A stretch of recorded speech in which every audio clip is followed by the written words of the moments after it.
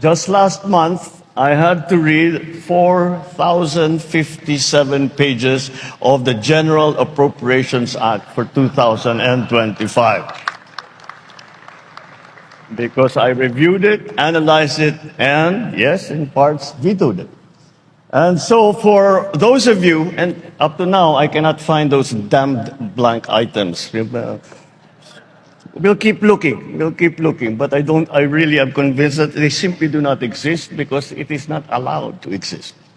So for those of you who think the presidency is just handshakes, photo ops, I assure you that fine print is alive in my office as well.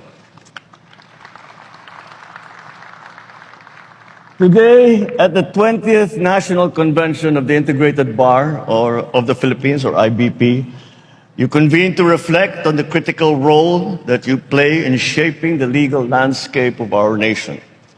There is no better moment than this to reaffirm our shared commitment to the rule of law, a commitment to ensuring that justice remains the bedrock upon which our democracy stands strong and unshaken.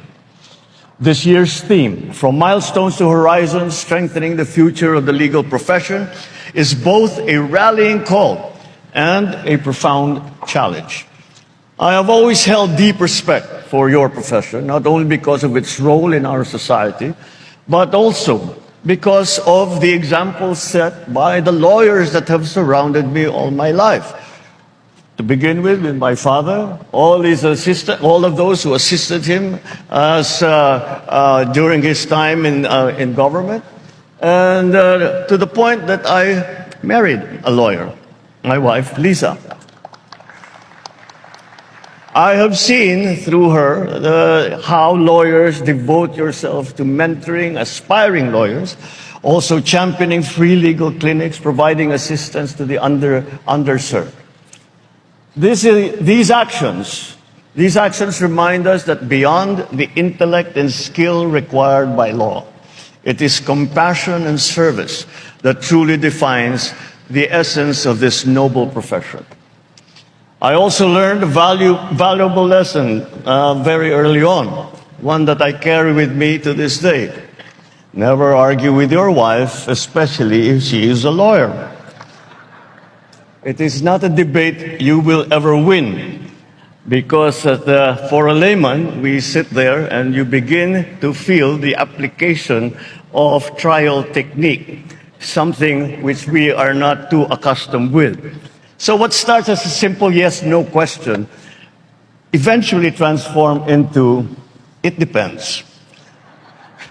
And before you know it, you are knee-deep in case law, precedent, and a cross-examination that you did not sign up for. But on a more serious note, she has shown me the incredible depth and nuance of the law and the minds that practice it.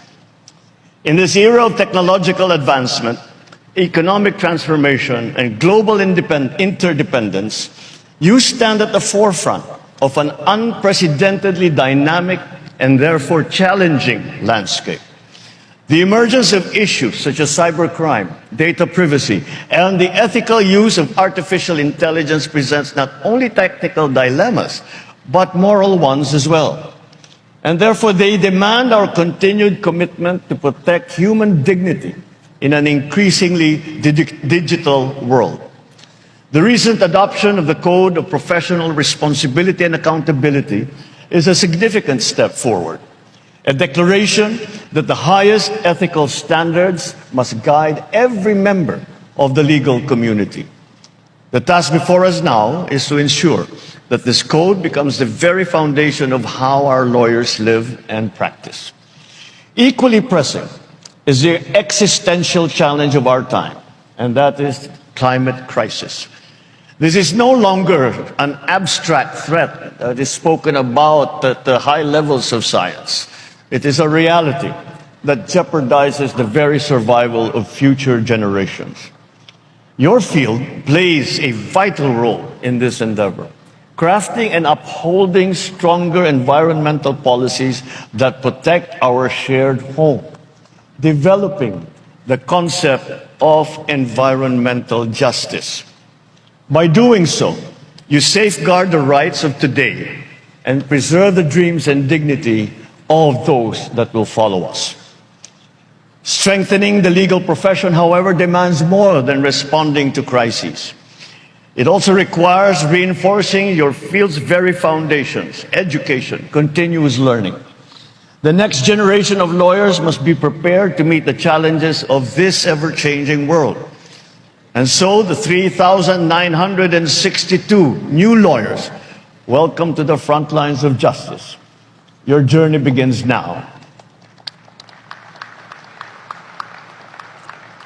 And that journey, with it, a tremendous opportunity is granted you to shape a society that is fairer, more equitable, more inclusive.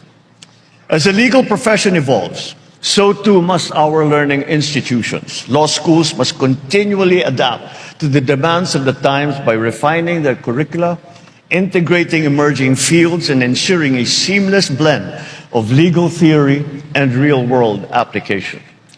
The revised model curriculum of the Basic Law program already sets the stage by incorporating human rights law and international law at its core. And yet our challenge is to ensure that these principles are not confined in the pages of textbooks or the halls of courtrooms, but are lived and breathed, always guided by the Constitution and the values that it upholds.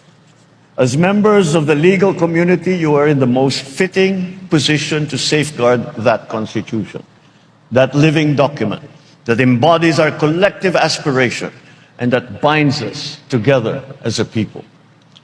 A decade ago, the Philippine Constitution Association awarded me the title of the Great Protector of the Constitution. When I accepted the award, I could not help but marvel at the irony, a non-lawyer entrusted with such a lofty title. But that is the beauty of democracy and the enduring power of our Constitution. It allows even the most unexpected candidates, like a layman myself, to play a role in protecting its principles. And there lies the heart of the matter. Being a vanguard of the Constitution transcends political affiliation, family legacy, profession. At its core, it is about ensuring that justice is more than just an ideal written on paper. It is about ensuring that it exists in the real world, in the lives of every ordinary citizen. In this light, we must embrace a simple but profound truth. The law must serve all Filipinos, not just the privileged few. Justice must find its way to the margins where it is most needed, reaching the underserved, the unseen, the unheard. After all, the Constitution is meant to be wielded with purpose and compassion, especially for those who need it the most.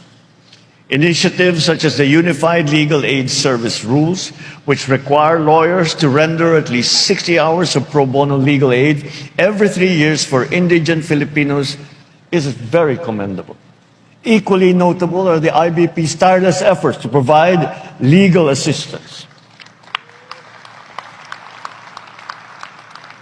Legal assistance is provided both here and abroad, bringing us closer to a justice system that serves everyone.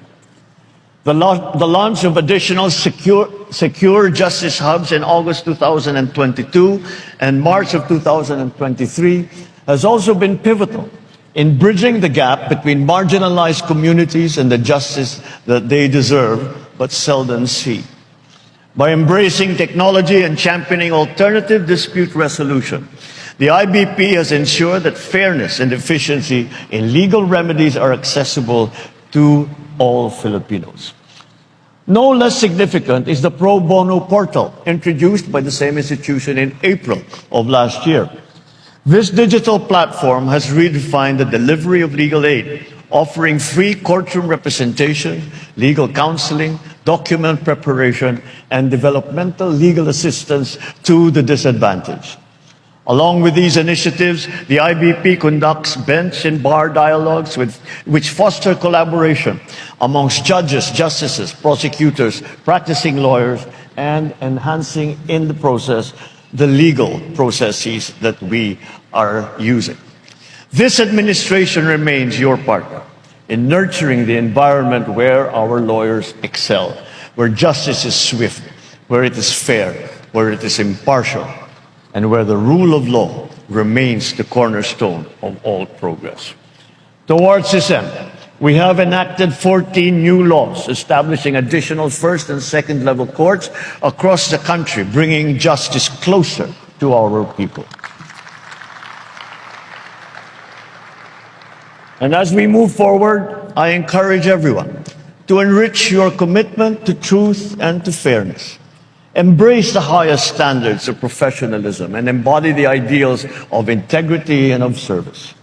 United by this shared vision of equity, let us build a bagong Pilipinas where the rule of law reigns supreme, where peace and security shape every community, and where every Filipino enjoys the enduring gifts of liberty.